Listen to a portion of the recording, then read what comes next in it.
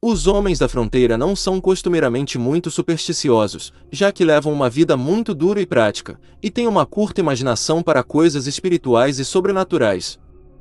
Enquanto vivi na fronteira, ouvi poucas histórias de fantasmas, e essas poucas narrativas eram de um tipo perfeitamente comum e convencional. Mas, certa feita, ouvi uma história sobre uma estranha criatura que sobremodo me impressionou. Foi um velho caçador das montanhas, grisalho e castigado pelo tempo, chamado Bauman, que, tendo nascido e passado a vida inteira na fronteira, me contou a história. Bauman devia mesmo acreditar no que me narrou, pois com dificuldade logrou reprimir um calafrio em certos pontos da história. Todavia, como tinha ascendência alemã, foi, na infância, sem dúvida alguma, saturado com todos os tipos de tradições de fantasmas e duendes, razão pela qual trazia, latente em sua mente, aquelas assustadoras superstições. Além disso, Bauman conhecia bem as histórias, contadas pelos pajés nos acampamentos de inverno, sobre as entidades que caminham na neve, os espectros e os malignos seres amorfos dedicados a assombrar as profundezas das florestas, e a rastrear e perseguir os andarilhos solitários que, após o anoitecer, transitam pelas regiões onde se refugiam. É mesmo possível que, vencido pela terrível sina que se abateu sobre seu amigo, e oprimido pelo terrível pavor do desconhecido, tenha ele passado a atribuir um caráter sobrenatural ao que seria apenas uma fera selvagem anormalmente perversa e astuta, de modo que essa atribuição, concebida na época dos acontecimentos, impregnou as suas lembranças. Mas se realmente foi assim, ninguém pode dizer.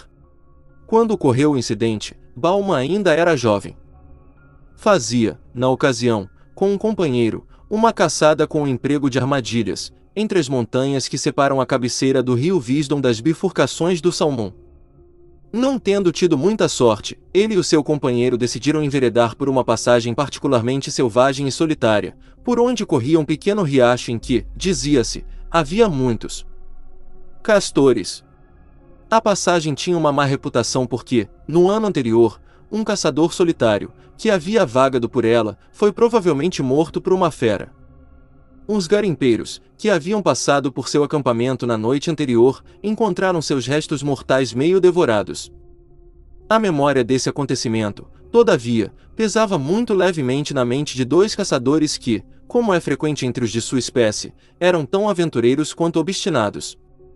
Bauman e seu companheiro levaram seus dois mirrados pôneis montanheses até a abertura da passagem para a floresta, deixando-os num prado aberto, habitado por castores. A passagem, cujo solo rochoso era forrado de troncos de madeira morta, era impraticável aos cavalos. Então, partiram a pé através da vasta e sombria floresta e, cerca de 4 horas depois, alcançaram uma pequena clareira onde decidiram acampar, pois lá havia muitos sinais de caça.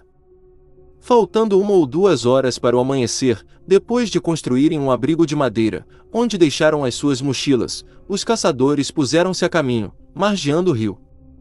Dada a quantidade de madeira tombada no caminho, a região, muito densa, era de difícil trânsito, embora a floresta sombria fosse interrompida intermitentemente por pequenas clareiras cobertas pela vegetação montanhesa rasteira. Ao anoitecer, retornaram ao acampamento na clareira. Esta tinha poucas jardas de largura e os pinheiros e abetos, altos e próximos, erguiam-se em torno dela como uma parede. De um lado havia um pequeno riacho, para além do qual se erguiam as encostas íngremes das montanhas, cobertas pela floresta perene, em contínuo crescimento. Os caçadores surpreenderam-se ao descobrir que, durante a sua ausência, algo, aparentemente um urso, havia visitado o acampamento, vasculhado as suas coisas, espalhando o conteúdo de suas mochilas. E, por pura devassidão, destruído o abrigo que tinham erigido. As pegadas do animal eram bastante claras, mas, a princípio, eles não lhe prestaram especial atenção, ocupados que estavam em reconstruir o abrigo, refazer os leitos, organizar as provisões e acender o fogo. Enquanto Bauman preparava a refeição, já estando escuro, seu companheiro passou a examinar os rastros mais de perto. Tirou, assim, um graveto do fogo para seguir a trilha, refazendo o percurso do intruso ao deixar acampamento. Quando o lume do graveto se apagou, ele voltou e tomou outro, repetindo a inspeção das pegadas bem de perto. Voltando à fogueira, permaneceu imóvel por 1 ou 2 minutos, com os olhos fitos na escuridão. De repente, comentou Bauman, aquele urso andava sobre 2 pernas. Bauman riu disso, mas seu parceiro insistiu em que estava certo e, examinado novamente os rastros com uma tocha, os caçadores concluíram que os vestígios pareciam ter sido feitos, realmente, por 2 patas ou pés.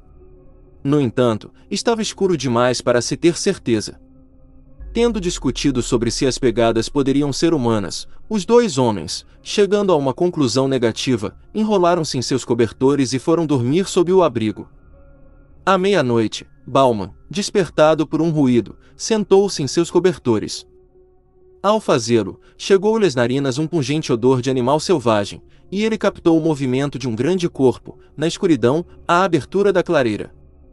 Agarrando seu rifle, Bauman disparou contra aquela vaga e ameaçadora sombra, mas deve ter errado, pois logo depois ele ouviu o estilhaçar da madeira quando a coisa, ou o que quer que fosse, correu rumo à escuridão impenetrável da floresta e da noite. Depois disso, os 2 homens dormiram um pouco, postando-se junto ao fogo reacendido, mas nada mais ouviram. De manhã, eles examinaram as poucas armadilhas que haviam armado na noite anterior e puseram outras novas. Num tácito acordo, os caçadores permaneceram juntos o dia todo e voltaram ao acampamento ao anoitecer. Ao se aproximarem, eles viram, sem grande surpresa, que o abrigo havia sido derrubado novamente. O visitante do dia anterior havia retornado e, com desenfreada malícia, havia revirado os apetrechos de acampamento e os cobertores, e destruído o abrigo. O chão, marcado pelos seus rastros, permitia concluir que o visitante, ao deixar o acampamento, percorrera a terra macia junto ao riacho. Lá, as pegadas eram tão claras que pareciam impressas na neve. Após um exame cuidadoso, revelaram que o ente que as produziu caminhava mesmo sobre 2 pernas.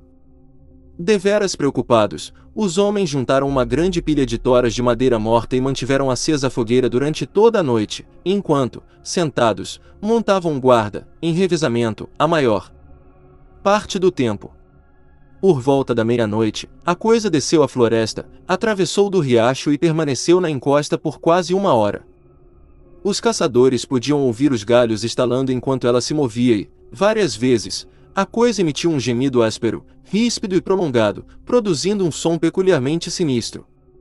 No entanto, não se aventurou a aproximar-se da fogueira. De manhã, os 2 caçadores, após discutirem os estranhos acontecimentos das últimas 36 horas, decidiram que carregariam suas mochilas e deixariam o vale naquela tarde. Pesava nesta decisão a evidência de que, apesar dos bons sinais de caça, pouquíssima pele de animais haviam obtido até então. Todavia, era necessário, primeiro, seguir a linha de suas armadilhas e recolhê-las, e foi o que eles se dispuseram a fazer. Durante toda a manhã, permaneceram juntos, recolhendo armadilha após armadilha, todas elas vazias. Assim que deixaram o acampamento, tiveram a desagradável sensação de que eram seguidos. No denso bosque de abetos, ouviam, ocasionalmente, o estalido de galhos partindo, já depois de terem passado. E, de vez em quando, escutavam um ligeiro farfalhar entre os jovens pinheiros a seu lado. Ao meio-dia, estavam de volta, a algumas milhas do acampamento. Sob a luz forte do sol, aqueles temores pareciam absurdos a 2 homens armados, acostumados, como estavam, após longos anos de expedições solitárias nas florestas, a enfrentar todo tipo de perigo. Humano, animal ou decorrente das intempéries.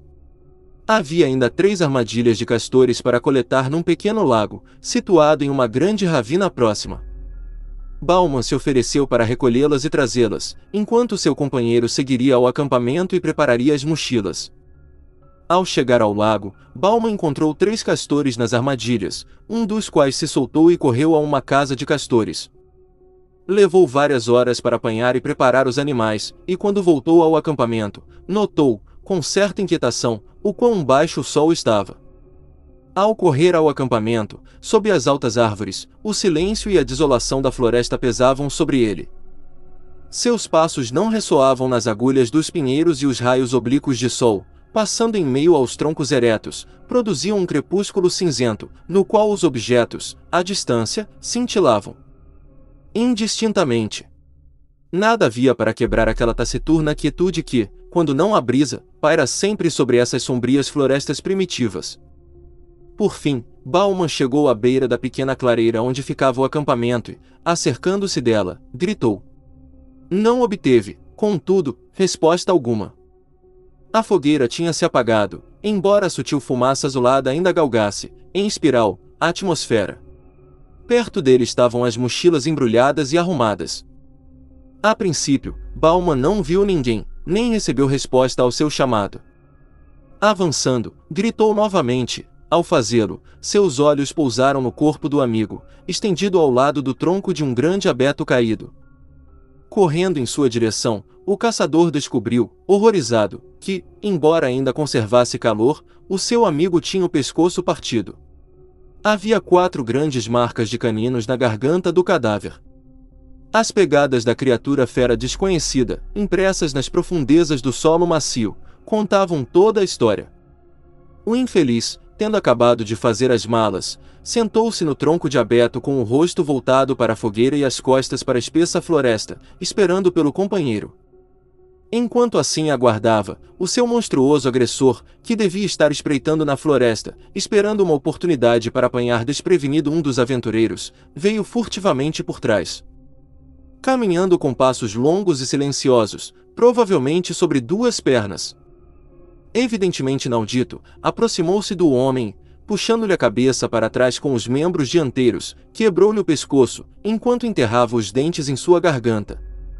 Não tinha devorado o corpo, mas, aparentemente, brincar e saltitar em torno dele, com uma alegria rude e feroz, ocasionalmente rolando sobre o cadáver. Depois, fugira para as profundezas silenciosas da floresta. Bauman, tomado de grande nervosismo, acreditando que a criatura com a qual tinha que lidar era algo meio humano e meio demônio, alguma grande besta sobrenatural, largou tudo ali mesmo, exceto seu rifle, e disparou em alta velocidade pelo desfiladeiro, sem parar, até chegar ao prado de castores onde os mirrados pôneis ainda pastavam. Montando, cavalgou durante a noite inteira, até ficar fora do alcance de seu perseguidor.